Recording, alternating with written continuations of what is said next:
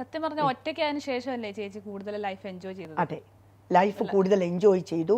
നമ്മുടെ ബ്രെയിനിൽ കൂടുതൽ നല്ല പോസിറ്റീവ് ചിന്താഗതികൾ വരുന്നു, ക്രിയേറ്റിവിറ്റി വന്നു. അതെ, നമുക്ക് എന്ത് ചെയ്യാം, നമ്മുടെ ലൈഫിൽ എന്തുകൊണ്ട് നമുക്ക് സന്തോഷമായിട്ട് മറ്റൊരാളെയും സന്തോഷിപ്പിച്ച് എങ്ങനെ ജീവിക്കാം എന്നൊരു കൺസെപ്റ്റ് ഞാൻ എപ്പോഴും എടുക്കാറുണ്ട്.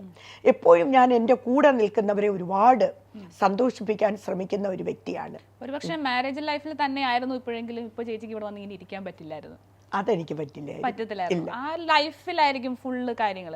ചേച്ചി ഒറ്റയ്ക്കായപ്പോഴാണ് ചേച്ചി സ്വന്തമായിട്ട് ചേച്ചി സ്നേഹിക്കാൻ തുടങ്ങി, പുതിയ പുതിയ ക്രിയേറ്റീവ് ആയിട്ട് ഓരോന്ന് ചെയ്യാൻ തുടങ്ങി, 4 പേരെ അറിയാൻ തുടങ്ങി. ഇപ്പൊ ഇവിടെ തന്നെ വന്നിരിക്കുന്നു. നമ്മുടെ പുതിയ ജനറേഷനോട് എന്ത് പറയാനുള്ളത്? പുതിയ ജനറേഷനോട് എനിക്ക് പറയാനുള്ളത്, നിങ്ങൾക്ക് ഫാമിലി ലൈഫ് ഒരു കല്യാണം കൊണ്ട് തീരുന്നതല്ല. ഒരു ഫാമിലി ലൈഫ് എനിക്ക് അവരോട് പറയാനുള്ള, ഒരു താലിച്ചരട് അല്ലെങ്കിൽ കല്യാണം കഴിച്ചാൽ മാത്രമേ ആ ലൈഫ് ജീവിതം മുന്നോട്ട് പോകുള്ളൂ എന്ന ചിന്താഗതിയിലുപരി പരസ്പരം അങ്ങോട്ടും ഇങ്ങോട്ടും നിങ്ങൾക്ക് സ്പേസ്, ഇപ്പം നമ്മളൊരു പാർട്ട്ണറായിരിക്കുമ്പോൾ ഇപ്പം അരുണിമയ്ക്ക് എന്താണ് ഇഷ്ടം, ഓക്കെ, ആ സ്പേസിൽ വിടാൻ എനിക്ക് പറ്റണം. എനിക്കെന്താണ് ഇഷ്ടം, ആ സ്പേസ് നമ്മൾ കൊടുത്ത് പരസ്പരം റെസ്പെക്റ്റ് ചെയ്തുകൊണ്ട് ഒരു ലിവിങ് ടുഗദർ റിലേഷൻഷിപ്പിനോട് ചിലപ്പോൾ ആൾക്കാർക്ക് ഞാനിത് പറയുന്നത് ഇഷ്ടമാവില്ല, ഐ നോ ദാറ്റ്. പക്ഷെ അത് മനസ്സിലാക്കിയതിന് ശേഷം ഒരു മാരേജിലേക്ക് പോകുമ്പോൾ ആ വിവാഹം സക്സസ്ഫുൾ ആകാം. പക്ഷെ പെട്ടെന്ന് ഒരു 2 ഫാമിലിക്കാർ, ഒരു പരിചയവുമില്ലാത്ത 2 വ്യക്തികൾ പെട്ടെന്നൊരു വിവാഹ ബന്ധത്തിൽ ഏർപ്പെടുമ്പോൾ ആദ്യ കാലങ്ങളിൽ എന്തായാലും പൊട്ടലും ചീറ്റലും ഒക്കെ ഉണ്ടാകും. കാരണം 2 പേർക്കും അറിയില്ല.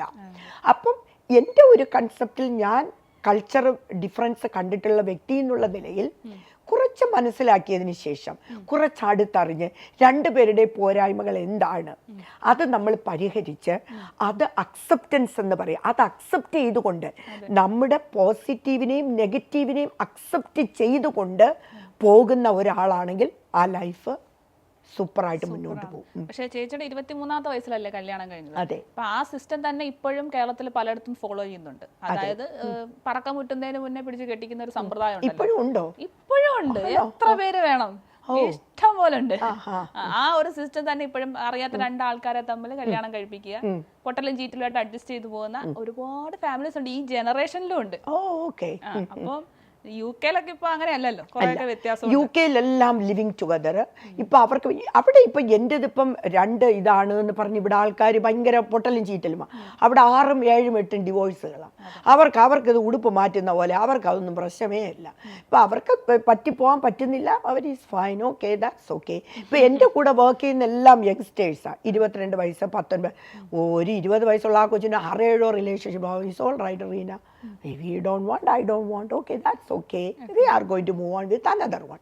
അപ്പോൾ അവർക്ക് ആ ഒരു കൾച്ചർ കണ്ടുവരുന്ന എനിക്ക് ഇവിടുത്തെ എനിക്കൊന്നും തോന്നാറ്. അപ്പം ഞാൻ ഇവിടെ ഇങ്ങനെയൊക്കെ ആണോ?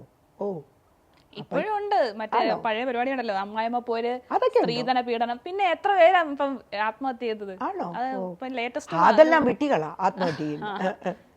അതായത് കല്യാണം കഴിഞ്ഞ് 1 മാസത്തിനുള്ളിൽ കഴിഞ്ഞ ദിവസം ഒരു പെൺകൊച്ച് ആത്മഹത്യ ചെയ്തു. അതും ട്രിവാൻഡ്രം ആണ്. അപ്പം ഇപ്പോഴും ആ ചേച്ചി കല്യാണം കഴിച്ച ആ ഒരു ജനറേഷൻ ഉണ്ടല്ലോ, അത് ഇപ്പോഴും ഫോളോ ചെയ്യുന്നവരാണ് നമ്മൾ മലയാളികൾ. അപ്പൊ അവരോട് പറയാനുള്ളത്, നിങ്ങൾ ഈ ഫോളോ ചെയ്യുന്ന ഈ സിസ്റ്റം നിർത്തുക, അങ്ങോട്ട് മാറ്റുക, മൊത്തത്തിൽ അങ്ങ് മാറ്റി മറിക്കുക. എന്നിട്ട് അവർക്ക് ആ സ്പേസ് കൊടുക്കുക. ഓക്കെ, നിങ്ങൾ സംസാരിക്കുക, നിങ്ങൾ ഇടപെടുക.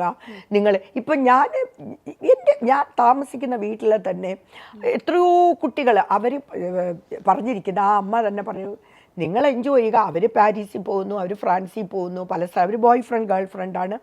ഒരുപാട് മനസ്സിലാക്കിയതിന് ശേഷം ഒരു 3 അല്ലെങ്കിൽ 2-3 വർഷം അവർ ലിവിങ് ടുഗദർ വല്ലപ്പോഴും താമസിക്കാറുണ്ട്. അവർ പോകുന്നു അവരവരുടെ ലൈഫിൽ. എന്നിട്ടും അവർ പരസ്പരം മനസ്സിലാക്കിയതിന് ശേഷം മാത്രമേ അവർ ഒരു വെഡ്ഡിങ് അല്ലെങ്കിൽ ഒരു കല്യാണം എന്നൊരു കൺസെപ്റ്റിലേക്ക് പോകുന്നുള്ളൂ. അപ്പം അതുകൊണ്ടാണ് ഈ 6-7 മാസം കഴിയുമ്പോൾ ഡിവോഴ്സ് നടക്കുന്നതും അല്ലെങ്കിൽ കല്യാണം കഴിഞ്ഞ് 1 മാസം കഴിഞ്ഞ് ഈ അടിയും പിടിയും കൂടുന്നതിൻ്റെ എല്ലാം പ്രധാന കാരണം അങ്ങോട്ടും ഇങ്ങോട്ടും അറിയില്ല. 2 വ്യക്തികളാ. അവരെ എന്തിനു നിങ്ങൾ ഒരു ദിവസം പിടിച്ച് കെട്ടിക്കുന്നു? അവര് മനസ്സിലാക്കട്ടെ ആദ്യം എന്താണ്. മനസ്സിലാക്കിയതിന് ശേഷം കല്യാണത്തിലേക്ക് പോകും. ലിവിങ് ടുഗദർ റിലേഷൻഷിപ്പ് ആയിരിക്കും ബെസ്റ്റ്.